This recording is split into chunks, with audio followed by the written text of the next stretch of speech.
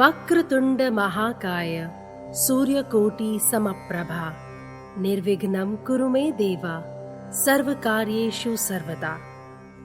ओम भूर्भुवस्वः तत्सवितुर्वरेण्यं भर्गो देवस्य धीमहि धियो यो नः प्रचोदयात्। गुरुर्ब्रह्मा गुरुर्विष्णु गुरुर्देवो महेश्वरः गुरुर्साक्षात् परब्रह्म तस्मै श्री गुरवे नमः। हे ईश्वर, इस संसार के सर्वव्यापी रचयिता, हम विनम्र भक्ति भाव से आपका ध्यान करते हैं। आपके अलौकिक प्रकाश को अपने मन में धारण कर समर्पित होकर हम आपकी आराधना करते हैं। आपका दिव्य प्रकाश सदैव हमारे मन मस्तिष्क का पोषण कर सभी बुरे विचारों का विनाश करे और इस जीवन यात्रा में हमारा मार्गदर्शन करे। श्रीमद् भगवद गीता वेदों का सार है। गीता एक अतुल्य शाश्वत शास्त्र है जो मनुष्यों को अपने कष्टों का निवारण करने की शिक्षा देती है। गीता का उपदेश विश्व के सभी लोगों के लिए मान्य है, फिर उनकी भौतिक स्थिति चाहे जैसी भी हो। भगवद गीता का शाब्दिक अनुवाद है भगवान के द्वारा गाया गया गीत।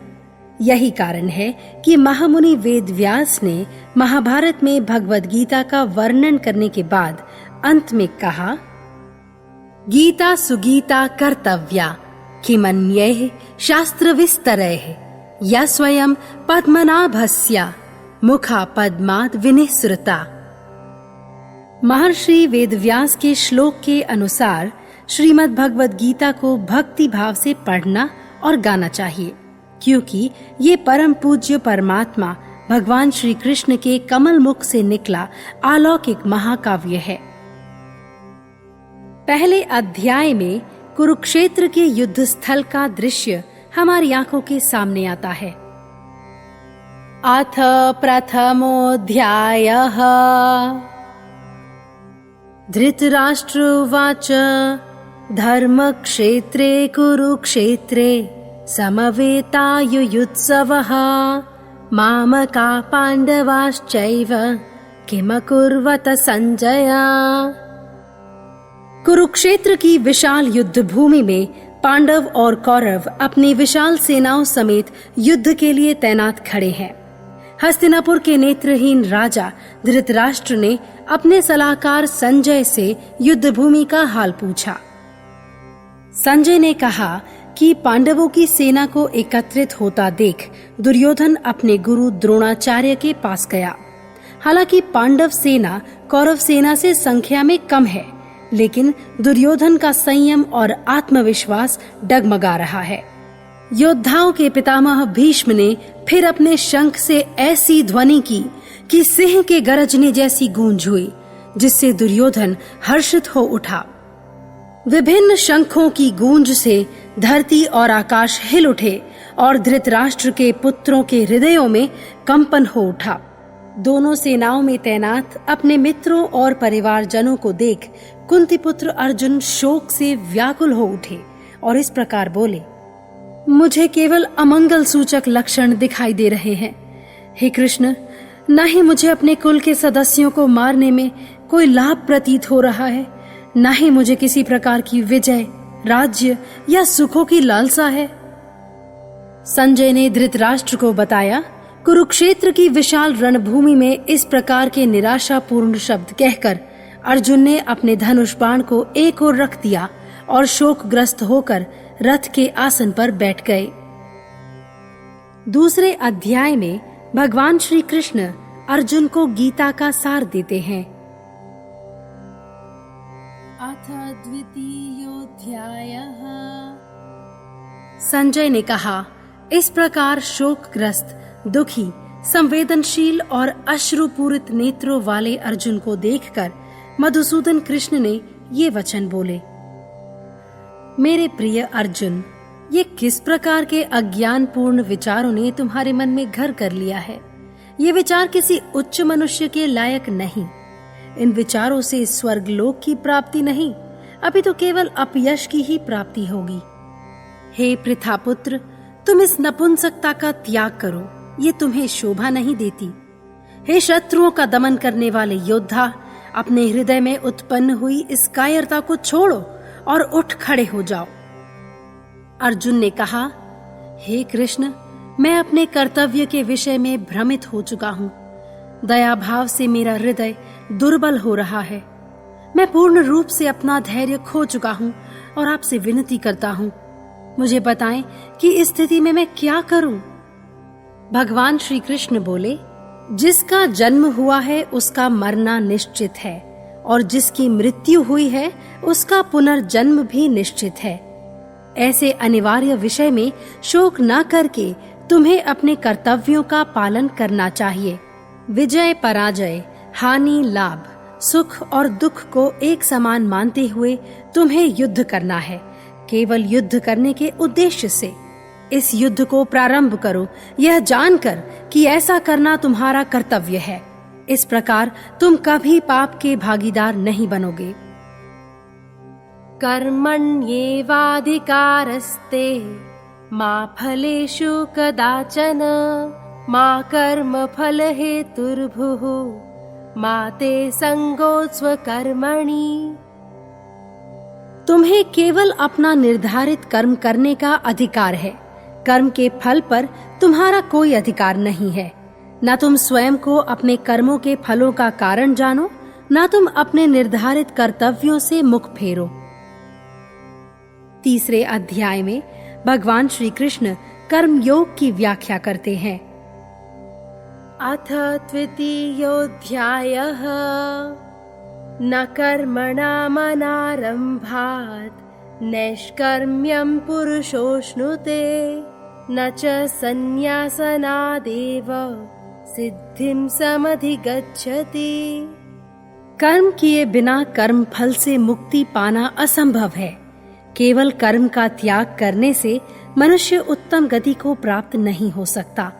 किसी भी प्राणी के लिए एक क्षण के लिए भी निष्क्रिय होना संभव नहीं है। भौतिक नियमों में बंधे होने के कारण सभी जीव अपने प्राकृतिक गुणों के अनुसार कर्म करने को विवश हैं।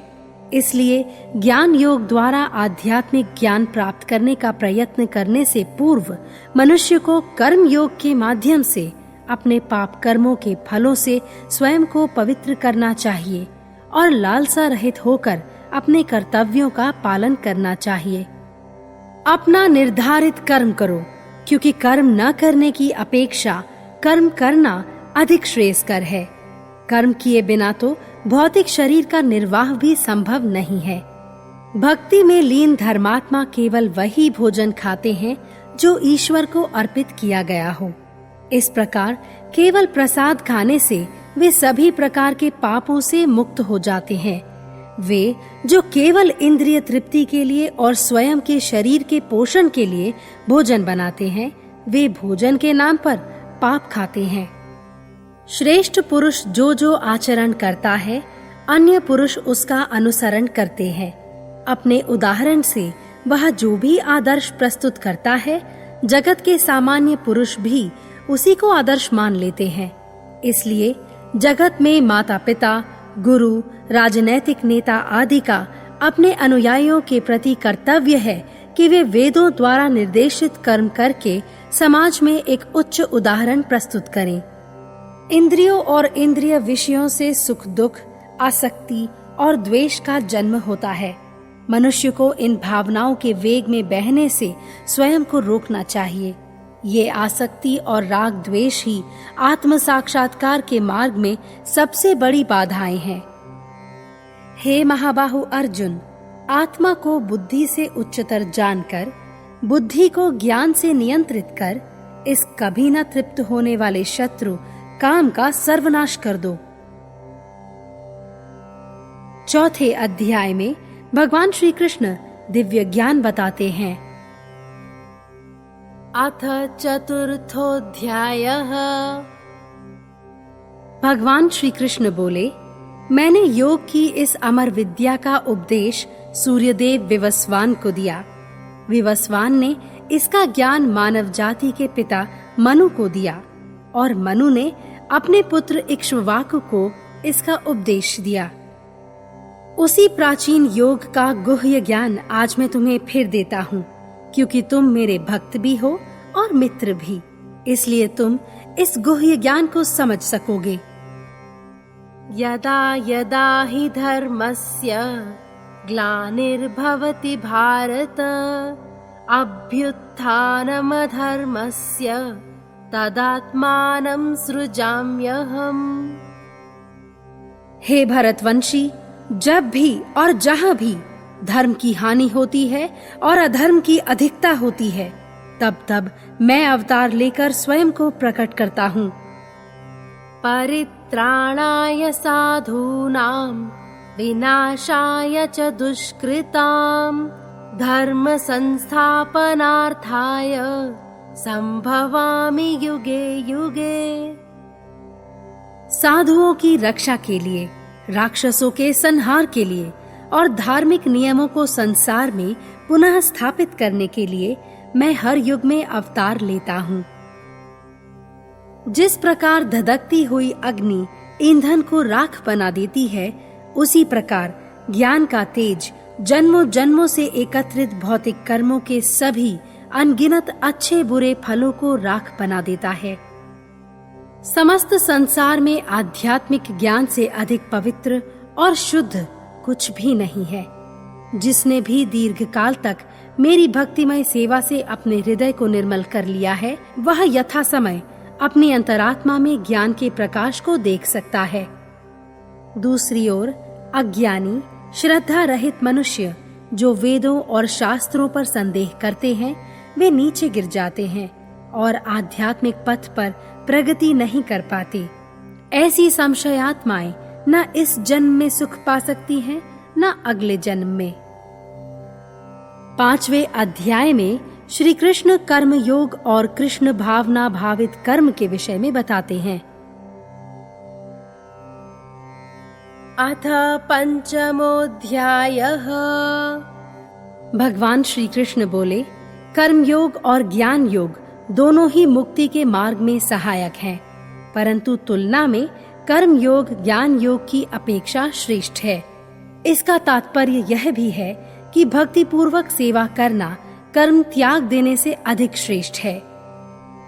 वह कर्म योगी जो पूर्ण भक्ति भाव से कर्म करता है, जिसकी आत्मा पवित्र है और जो अपनी इंद्रियों तथा मस्तिष्क को नियंत्रण में रखता है, वह योगी कर्म करता हुआ भी निष्कलंक और बंधन मुक्त रहता है। ऐसा व्यक्ति सभी को प्रिय होता है और सभी उसे प्रिय होते हैं। जो व्यक्ति अपना नियत कर्म निष्ठावान रूप से करता है, कर्म फलों को ईश्वर को समर्पित करता है और आसक्ति रहित रहता है, ऐसा व्यक्ति पाप कर्मों से उसी प्रकार अप्रभावित रहता है जैसे कमल का पत्ता जल में रहते हुए भी गीला नहीं होता। कर्म फलों को ईश्वर को समर्पित करके निश्चल भक्त परमात्मा को प्राप्त करता है और शाश्वत शांति का अनुभव करता है, परंतु भौतिक कर्म फल की लालसाएं मन में रखकर कर्म करने वाला स्वार्थ परायण व्यक्ति बंध जाता है। ज्ञानी विनम्र साधुजन अपने ज्ञान के प्रकाश में सभी जीवों को समान दृष्टि और भाव से देखते हैं, चाहे वह विद्वान ब्राह्मण, गाय, हाथी, कुत्ता या चांडाल हो। जो ज्ञानी पुरुष काम और क्रोध से विमुक्त होकर अपनी बुद्धि को शांत करके आत्म साक्षात्कार में लीन है, स्वयं ही अनुशासित हैं और पूर्णता के प्रयास में हैं, उन्हें अतिशीघ्र परमात्मा में लीन होकर जीवन मरण के चक्र से मुक्ति मिलना निश्चित है। 6ठे अध्याय में श्री कृष्ण ध्यान योग का उल्लेख करते हैं। अथ 6ठोऽध्यायः। श्री भगवानुवाच अनाश्रित कर्म फलम् कार्यं कर्म करोति यः स सन्न्यासी च योगी च न निरग्निर्न चाक्रियः।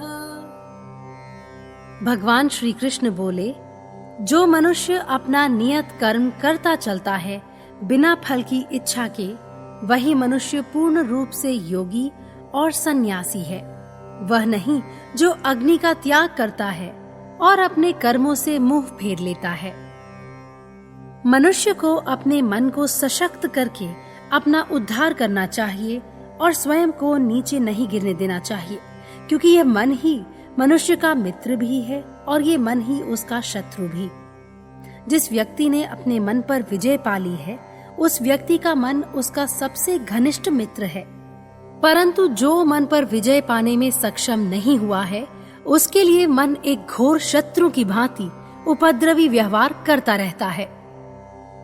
ऐसा व्यक्ति ही श्रेष्ठ होता है जो अपने हितैषियों, मित्रों, शत्रुओं, मध्यस्थों, ईर्ष्यालुओं, पुण्यात्माओं और पापियों सभी को समदृष्टि से देखता है। योग उसके लिए संभव नहीं जो बहुत अधिक खाता है या बहुत कम खाता है, बहुत अधिक सोता है या बहुत कम सोता है। योगाभ्यास करने और ध्यान में मग्न रहने से योगी का मन पूर्ण रूप से परमात्मा में केंद्रित हो जाता है। श्री कृष्ण ऐसे योगी के मन को एक वायु रहित स्थान पर जल रहे दीपक के समान कहते हैं।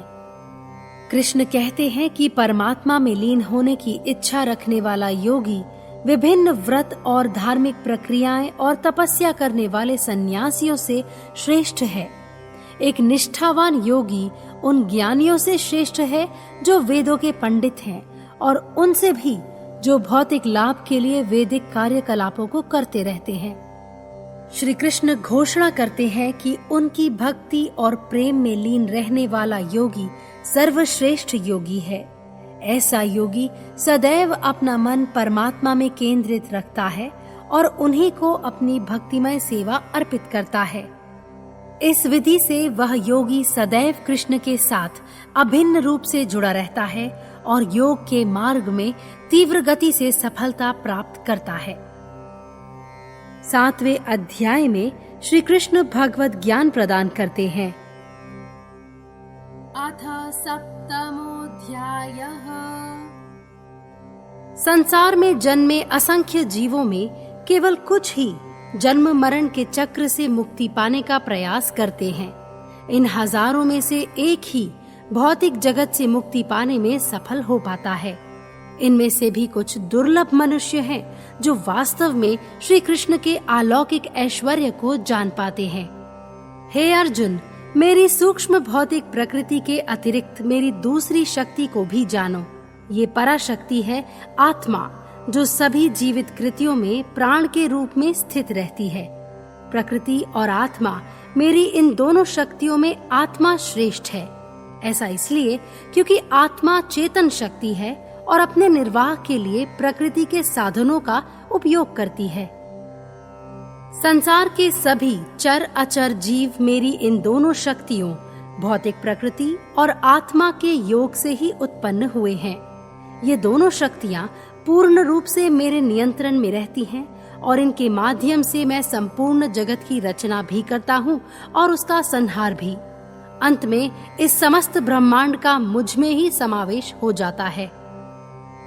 यो यो याम याम तनुम भक्तः श्रद्धयार्चितुमिच्छति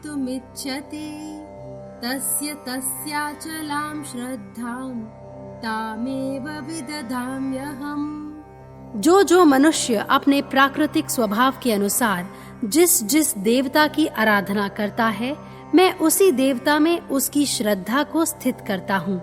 सभी देवता मेरे ही विभिन्न रूप हैं और इसलिए सभी देवताओं के प्रति भक्ति मेरे ही विभिन्न रूपों की भक्ति कहलाती है।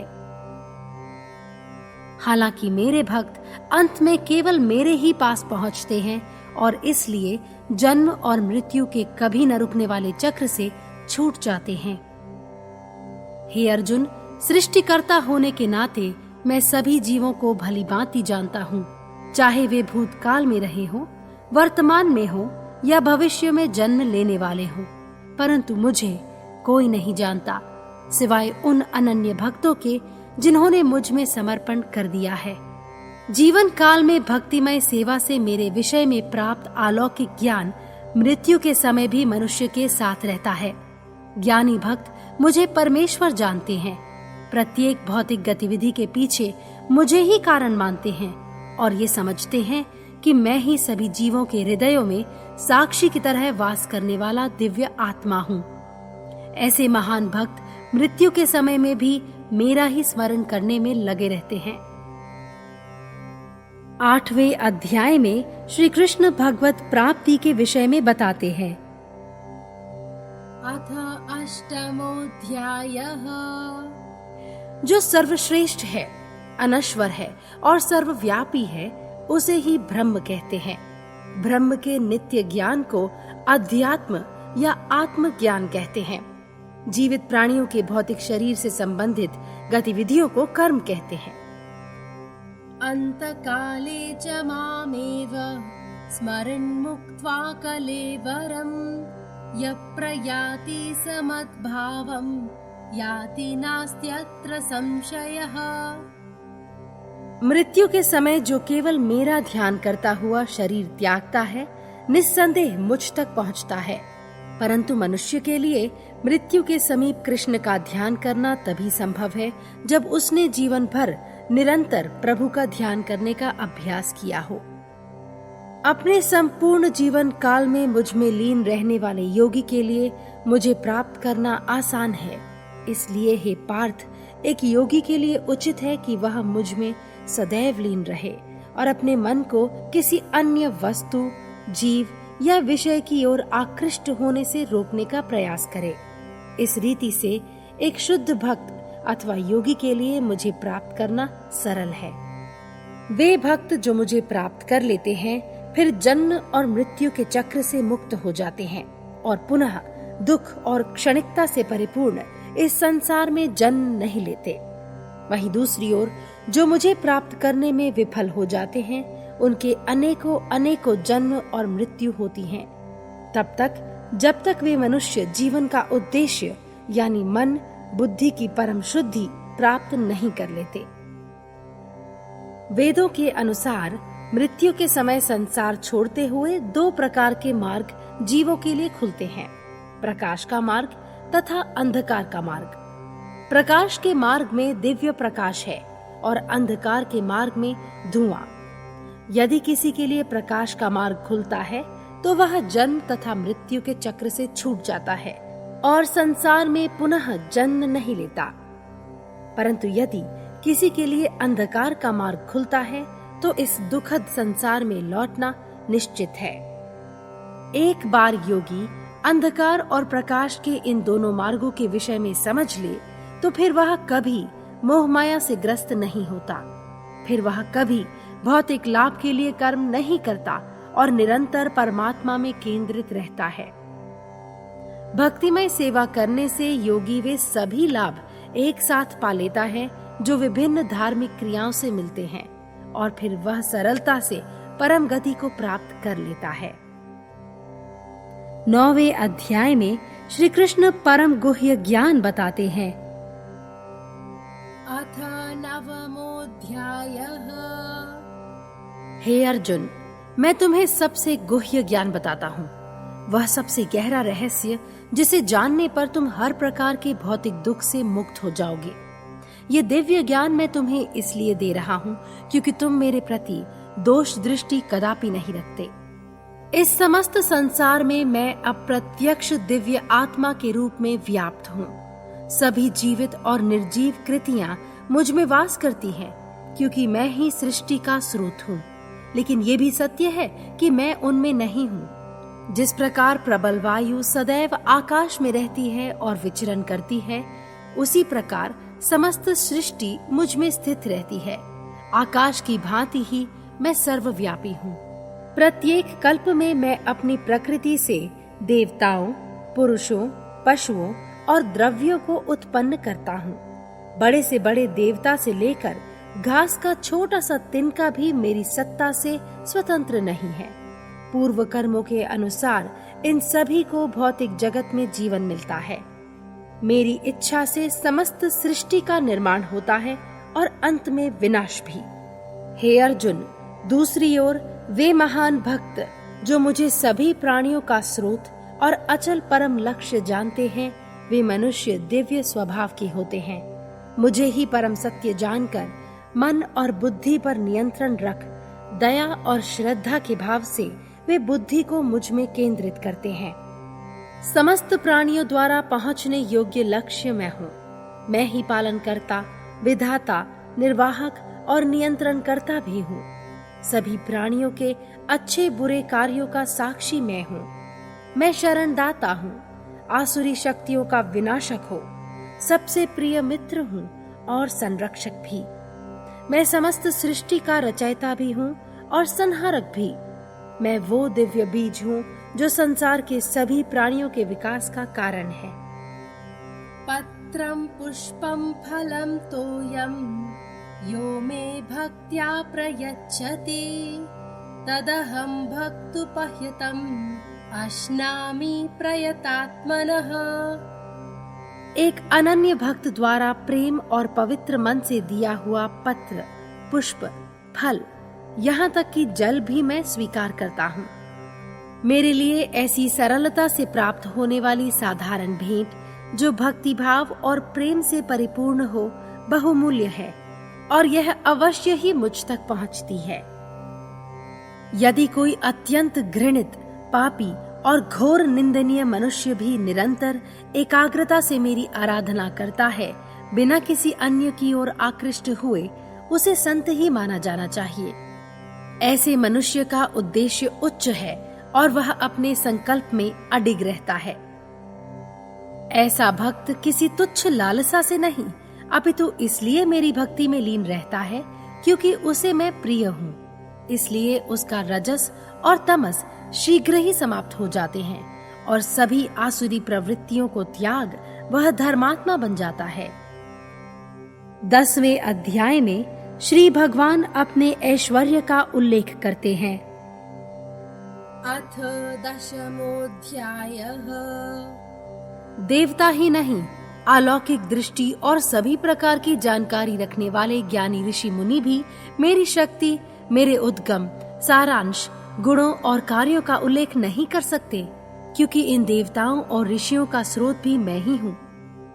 मच्चिता मद्गत प्राणाः बोधयन्त परस्परं कथयन्तश्च मां नित्यं तुष्यन्ति च रमन्ति च। मेरे अनन्य भक्तों को मेरे आशीर्वाद से मेरा ज्ञान प्राप्त होता है, जिसे पाने के बाद वे मेरे रूप, नाम, गुण और लीला का ध्यान करने में लीन रहते हैं। वे मेरे प्रति भक्ति के बिना जीवन निर्वाह नहीं कर पाते, जैसे जीव भोजन के बिना रह नहीं पाते। वे एक दूसरे से मेरे विषय में चर्चा करते हैं और मेरा गुणगान करने में आनंदित होते हैं। मुझ में सदा निवास करने वालों को, जो मुझ में लीन होने का प्रयास करते हुए मुझे एकाग्रता से पूजते हैं, उन्हें मैं ज्ञान योग का आशीर्वाद देता हूँ। आत्मीय ज्ञान से प्रकाशित होने पर वे निश्चित ही मेरे पास पहुँचते हैं। ऐसे अनन्य भक्तों के हृदयों को मैं अलौकिक ज्ञान के अखंड दीप से प्रकाशित करता हूँ, जिससे उनके मन में अज्ञान के अंधकार का विनाश हो जाता है। मेरी कृपा से ज्ञान का यह प्रकाश तब तक प्रज्वलित रहता है जब तक मेरा अनन्य भक्त अज्ञान के अंधकार को पूर्णता से मिटाकर आत्म साक्षात्कार नहीं कर लेता। आत्म साक्षात्कार में सफल हो जाने के पश्चात मेरा भक्त जन्म मृत्यु के चक्र से छूट जाता है। मैं ही वह परमात्मा हूँ जो सभी जीवों के हृदयों में वास करता है और उनके विचारों और कर्मों का साक्षी होता है। श्री कृष्ण आगे कहते हैं, हे अर्जुन, मैं समस्त सृष्टि का बीज हूँ और समस्त संसार के विकास का स्रोत। संसार में ऐसा कुछ चर अचर नहीं है जो मुझसे पृथक रह सके। बस तुम इतना ही समझ लो कि अपनी शक्ति के एक लघु अंश मात्र से मैं समस्त ब्रह्मांड का नियंत्रण करता हूँ। 11वें अध्याय में श्री कृष्ण अपना विराट रूप दिखाते हैं। अथ 11दशोऽध्यायः। अपने समर्पित भक्त द्वारा अपने दिव्य अलौकिक रूप दर्शाने की प्रार्थना प्रभु श्री कृष्ण स्वीकार करते हैं। वे कहते हैं, हे पृथापुत्र, अब मैं तुम्हें अपना विशाल दिव्य स्वरूप दिखाऊंगा, जो सैकड़ों हजारों कांतिमय दैवी रूपों वाला और बहुरंगी है। मेरे इस दिव्य स्वरूप में उन असंख्य आश्चर्यजनक रूपों को देखो जो अब से पहले और किसी ने न देखे हैं न सुने। भूतकाल, वर्तमान और भविष्य में जो कुछ भी है उन सभी को एक साथ यहीं देखो। तुम भविष्य में हार और जीत को भी यहीं देख सकते हो। अनेक वक्त्र नयनम अनेकाद्भुत दर्शनम अनेक दिव्याभरणम दिव्यानेकोद्यतायुधम दिव्यमाल्याम्बरधरम दिव्यगन्धानुलेपनम सर्वाश्चर्यमयं देवम अनंतम विश्वतोमुखम। भगवान श्री कृष्ण अर्जुन को अपना दिव्य स्वरूप दिखाते हैं। अर्जुन ने उस रूप में विविध प्रकार के अलौकिक दृश्य देखे, असंख्य चेहरों और विविध प्रकार के दैवी आभूषणों से अलंकृत था और अनेक दैवी शस्त्रों को उठाए हुए था। यह अलौकिक रूप विभिन्न दिव्य मालाएं और वस्त्र पहने हुए था और अनेक दैवी गंधों से सुगंधित था। वह विशाल, असीम और सर्वव्यापी था। संजय ने धृतराष्ट्र को बताया कि श्री भगवान के उस अलौकिक रूप का तेज ऐसा था मानो आकाश में सैकड़ों हजारों सूर्य एक साथ उदय हो रहे हों। भगवान श्री कृष्ण बोले, मैं समस्त संसार का विनाश करने वाला शक्तिशाली काल हूँ। मैं यहाँ इन सभी योद्धाओं का संहार करने के लिए प्रकट हुआ हूँ। तुम पांचों पांडवों के सिवा यहाँ उपस्थित सभी योद्धा इस युद्ध में मारे जाएंगे। यहाँ तक कि दुर्योधन, भीष्म और द्रोण भी नहीं बचेंगे। इसलिए उठो और युद्ध करो। तुम देख लो कि पापियों का संहार तो युद्ध शुरू होने से पहले ही हो चुका है। हे सव्यसाची, सत्य तो ये है कि तुम इनका संहार करने में केवल एक निमित्त मात्र हो। भगवान श्री कृष्ण बोले, हे अर्जुन, मेरे प्रति एकाग्रता और शुद्ध भक्ति द्वारा ही मुझे समझा जा सकता है और किसी अन्य मार्ग से नहीं। 12वें अध्याय में श्री कृष्ण भक्ति योग का मार्ग दिखाते हैं। अथ 12वाध्यायः। श्री भगवान बोले, जो भक्त मन को मुझ में पूर्ण रूप से एकाग्र कर मेरी भक्ति में लीन रहते हैं और निरंतर अविचल भक्ति भाव से मेरी आराधना करते हैं, वे मुझे सर्वाधिक प्रिय हैं। परंतु यदि तुम अपने मन को मुझ में स्थिर रखने में सक्षम नहीं हो, तो अभ्यास योग की सहायता से अपने लक्ष्य की ओर आगे बढ़ो। अभ्यास योग में तुम अपने विचलित मन को मुझ में केंद्रित करने का प्रयत्न करो। जैसे ही मन इंद्रिय तृप्ति के साधनों की लालसा में भटकने लगे, उसे वापस खींच लाओ और मेरे ध्यान में लगाओ। यदि अथक अभ्यास के बाद भी तुम अपने मन को मुझ में केंद्रित नहीं कर पा रहे हो, तो तुम्हें मेरी सेवा में कर्म करना चाहिए। मेरे लिए कर्म करते करते तुम्हारा मन पवित्र हो जाएगा, तुम्हारी बुद्धि मुझ में एकाग्रित हो जाएगी और तुम्हें ज्ञान प्राप्त होगा। यदि कोई मेरे लिए कार्य करने में भी सक्षम नहीं है, तो मुझे प्राप्त करने का एक अन्य सरल उपाय है। नियंत्रित मन से अपने कर्म के फलों को त्याग देना। यदि तुम कर्म के फलों को त्याग नहीं पा रहे, तो ज्ञान अर्जित करने का प्रयास करो। केवल ज्ञान से अधिक श्रेष्ठ है ध्यान। ध्यान से भी अधिक श्रेष्ठ है कर्म फल की आसक्ति को त्याग देना, क्योंकि ऐसा करने से मानसिक शांति प्राप्त होती है। ये तो धर्मामृतमिदं यथोक्तं पर्युपासते श्रद्धाना मत्परमाः भक्तास्तेतीव मे प्रियाः। वे जो भक्तिमय सेवा के मार्ग पर चलते हैं, जिनका कोई भौतिक लक्ष्य नहीं है, जो संतोष भाव से सुख दुख को झेलते हैं और जिनका मन पूर्णता से मुझ में ही लिप्त है, वे मनुष्य मुझे अत्यधिक प्रिय हैं। 13वें अध्याय में श्री कृष्ण प्रकृति, पुरुष और चेतना के विषय में बताते हैं। अथ 13योदशोऽध्यायः। श्री भगवानुवाच इदं शरीरं कौन्तेय क्षेत्रमित्यभिधीयते एतद्यो वेत्ति तं प्राहुः क्षेत्रज्ञ इति तद्विदः। हे कुंती पुत्र, इस शरीर को क्षेत्र कहते हैं, क्योंकि भौतिक जीवन में मनुष्यों के लिए शरीर ही क्षेत्र है, जहां उसके अच्छे बुरे कर्मों के बीज सुख और दुख के रूप में विकसित होते हैं। जिन्होंने ये जान लिया है कि शरीर या क्षेत्र आत्मा से भिन्न है, उन्हें क्षेत्रज्ञ यानी क्षेत्र का ज्ञाता कहते हैं। हे अर्जुन, ये जान लो कि परमात्मा होने के कारण मैं सभी जीवों के शरीरों को पूर्णता जानता हूँ।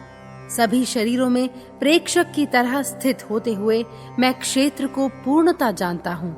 मेरे अनुसार क्षेत्र के ज्ञान के साथ क्षेत्र को जानने वाले जीव और परमात्मा के ज्ञान को ज्ञान कहा जाना चाहिए। परमात्मा संपूर्ण जगत के भीतर भी हैं और बाहर भी। वे सभी में व्याप्त हैं, चल और अचल में, जीवित और अजीवित में भी। वे मानव बुद्धि की समझ और कल्पना से बाहर हैं। उन्हें इंद्रियों द्वारा अनुभव नहीं किया जा सकता। अत्यंत दूर होते हुए भी वे हम सब के निकट हैं। जो ज्ञान के चक्षुओं से शरीर और शरीर के स्वामी के बीच अंतर को समझ सकता है, वह जीव भौतिक प्रकृति और आत्मा के बीच भेद को जानता है।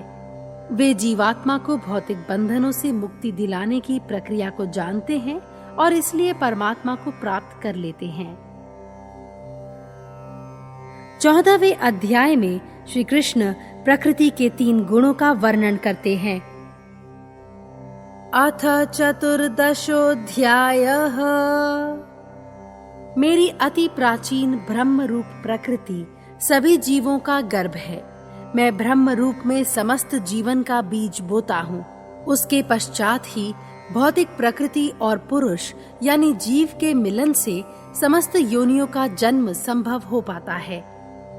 सत्वं रजस्तम इति गुणा प्रकृति संभवाः निबध्नन्ति महाबाहो देहे देहिनमव्ययम्। प्रकृति के 3 गुण हैं, सतोगुण, रजोगुण और तमोगुण। जब जीवात्मा भौतिक प्रकृति के संपर्क में आता है, तब वह इन तीनों गुणों से बंध जाता है। प्रकृति के 3 गुणों में सतोगुण शुद्ध और निष्कलंक है, क्योंकि वह प्रकाश देने वाला है और पाप कर्मों से मुक्त कराने वाला है। सतोगुण में स्थित मनुष्य ज्ञान अर्जित करते हैं, परंतु सुख के भाव से बंध जाते हैं। सतोगुणी मनुष्य को स्वयं के ज्ञानी और सुखी होने का आभास होता है और इससे वह अपने भौतिक शरीर और ज्ञान के अहंकार से बंध जाता है। रजोगुण लालच और वासनाओं की जड़ है। रजोगुण में असीम आकांक्षाओं और तृष्णाओं का जन्म होता है। इसमें इंद्रिय तृप्ति के लिए कर्म करने की प्रेरणा मिलती है और मन में इस उद्देश्य के लिए उपलब्ध साधनों के प्रति लालसा उत्पन्न होती है।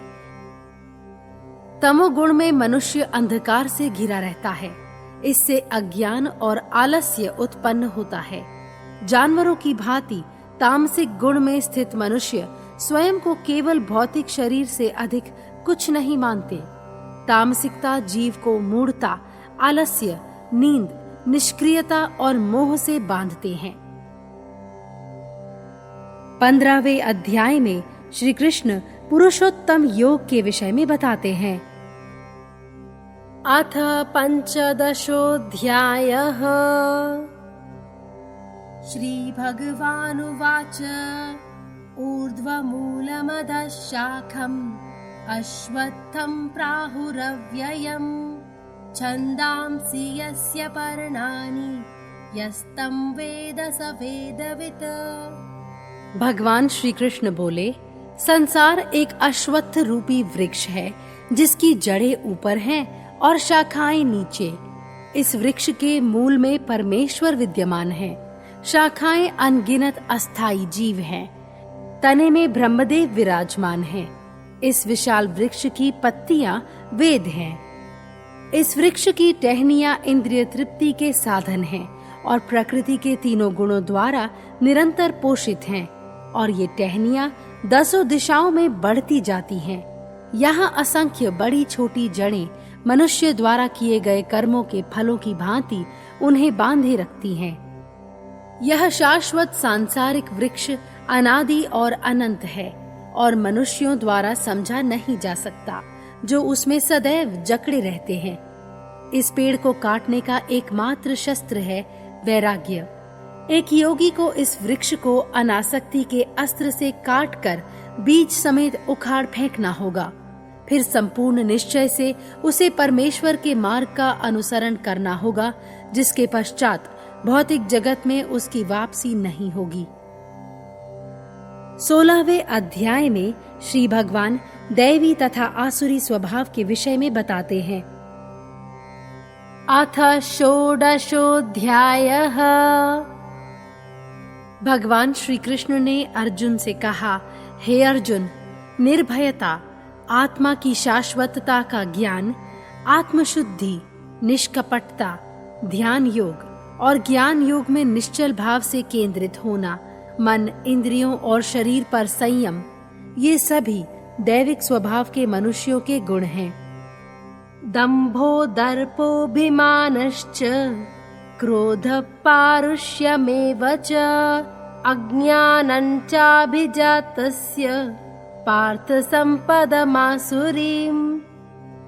6 दानवीय गुण जिनका मनुष्य को हर स्थिति में त्याग करना चाहिए, वे हैं आडंबर, जन्म, धन, शिक्षा और पद का अहंकार, कुंठा, वासना और लोभ के कारण क्रोध, जिससे मनुष्य दूसरों को भी वही दुख देना चाहता है जिसे वह स्वयं अनुभव कर रहा है, रुष्टता और पवित्र मनुष्यों के प्रति निष्ठुरता, अच्छे बुरे, क्षणिक चिरस्थायी के बीच अंतर करने में विफलता। दिव्य स्वभाव से सांसारिक बंधनों से मुक्ति मिलती है और राक्षसी स्वभाव से मनुष्य सांसारिक बंधनों और जन्म मृत्यु के चक्र में फंसता चला जाता है। जो मनुष्य वैदिक नियमों का उल्लंघन करता है और अपनी इच्छानुसार कर्म करता है, वह ना तो पूर्णता प्राप्त करता है और न इस संसार में किसी प्रकार की प्रसन्नता, आध्यात्मिक सिद्धि का तो प्रश्न ही नहीं उठता। 17वें अध्याय में भगवान श्री कृष्ण श्रद्धा के विभागों का वर्णन करते हैं। अथ 17दशोऽध्यायः। यजन्ते सात्विका देवान् यक्षरक्षांसि राजसाः प्रेतान् भूतगणांश्चान्ये यजन्ते तामसा जनाः। सात्विक प्रवृत्ति के मनुष्य देवताओं को पूजते हैं, राजसिक मनुष्य यक्षों और उप देवताओं को पूजते हैं और तामसिक मनुष्य भूत प्रेतों को पूजते हैं। वे अभागी मनुष्य जो शास्त्रों के विरुद्ध जाकर घोर तपस्या करते हैं और स्वयं को और दूसरों को अत्यंत पीड़ा देते हैं और परमात्मा की निंदा करते हैं, ऐसे मनुष्य पूर्ण रूप से अल्प बुद्धि और मूर्ख होते हैं। उनकी तपस्या वेदों के अनुसार नहीं होती, अपितु अहंकार, काम और आसक्ति से प्रभावित होकर मात्र आडंबर के लिए होती है। ऐसे मनुष्य स्वभाव में राक्षसी प्रवृत्ति के माने जाने चाहिए। वह भोजन जो दीर्घायु, बुद्धि, शक्ति, स्वास्थ्य, स्फूर्ति, प्रसन्नता और उल्लास प्रदान करने वाला है, जो रसमय, तृप्ति प्रदान करने वाला है और सुस्वाद है, वह सात्विक प्रवृत्ति के मनुष्यों को भाता है। जो भोजन अत्यधिक तीखा, खट्टा, नमकीन, कड़वा, मसालेदार, गरम, चटपटा, सूखा या जलन पैदा करने वाला हो, वह राजसिक प्रवृत्ति के मनुष्यों को भाता है। जो भोजन स्वादहीन, बासी, सड़ा हुआ, अशुद्ध, झूठा हो, वह उन लोगों को प्रिय होता है जो तामसिक प्रवृत्ति के होते हैं। वह यज्ञ जो फल की इच्छा से रहित होकर किया गया हो, केवल इस भावना से कि ऐसा यज्ञ किया जाना चाहिए, वैदिक उपदेशानुसार उचित सामग्री, मंत्रोच्चारण और विधि से केवल प्रभु की आराधना के उद्देश्य से ऐसा यज्ञ सात्विक यज्ञ माना जाएगा। ऐश्वर्य प्राप्ति, स्वर्गलोक की प्राप्ति जैसे भौतिक लाभों के लिए किए गए आडंबर और अहंकार पूर्ण यज्ञ राजसिक यज्ञ माने जाएंगे। ऐसे यज्ञ जो वैदिक नियमों के अनुसार नहीं हो, असावधानी और आक्रोश की भावना से किए गए हों, सही मंत्रोच्चारण से रहित हों, ब्राह्मणों को अन्नदान किए बिना किए गए हों और भक्ति भाव से वंचित हों, ऐसे यज्ञ तामसिक यज्ञ माने जाएंगे। परमेश्वर के प्रति भक्ति भाव के बिना किया गया तप, यज्ञ और दान असत या झूठा है और न इस जन्म में लाभकारी है न अगले जन्म में। 18वें अध्याय में श्री कृष्ण संन्यास की सिद्धि का वर्णन करते हैं। अथ 18 हे अर्जुन, अब मुझसे उन 5 कारणों के विषय में जानो जो किसी भी कार्य की सफलता के लिए अनिवार्य हैं। सांख्य योग में इनका वर्णन इस प्रकार है: कर्ता, कार्यस्थान, इंद्रियां, परिश्रम और परमेश्वर। मनुष्य द्वारा किया गया सभी कर्म, उचित, अनुचित, परिभाषित, अपरिभाषित, जो वह शरीर, मन और बुद्धि से संपन्न करता है, वह सत्य में इन 5 कर्मेंद्रियों द्वारा किया जाता है। परंतु अपवित्र मन का अज्ञानी मनुष्य जो यह मानता है कि वही समस्त कार्यों का करता है, वह सत्य नहीं देख पाता। ऐसा मनुष्य इस सत्य को नहीं जानता कि अन्य सभी प्राणियों के समेत वह स्वयं भी परमेश्वर पर आश्रित है। अपने मन को मुझ पर केंद्रित करो, मुझ में समर्पण करो, मेरी प्रार्थना करो और मेरे आश्रय में आओ। ऐसा करने से तुम अवश्य मुझे पा सकोगे। यह मेरा वचन है, क्योंकि तुम मेरे प्रिय मित्र हो। विभिन्न प्रकार के धार्मिक कार्यों और औपचारिकताओं को त्याग कर तुम मेरी शरण में आओ। मैं तुम्हारे सभी पापों से तुम्हें मुक्त करूंगा, यह निश्चित है।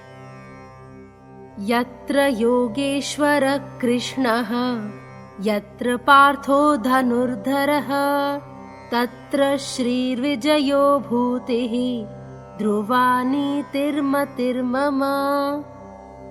श्री कृष्ण और अर्जुन के अलौकिक संवाद को सुनकर संजय ने घोषणा की कि जहाँ भी योगेश्वर श्री कृष्ण और धनुर्धर अर्जुन होंगे, वहीं संपत्ति, ऐश्वर्य, यश, अलौकिक शक्ति, नीति और विजय भी निश्चित रूप से रहेगी।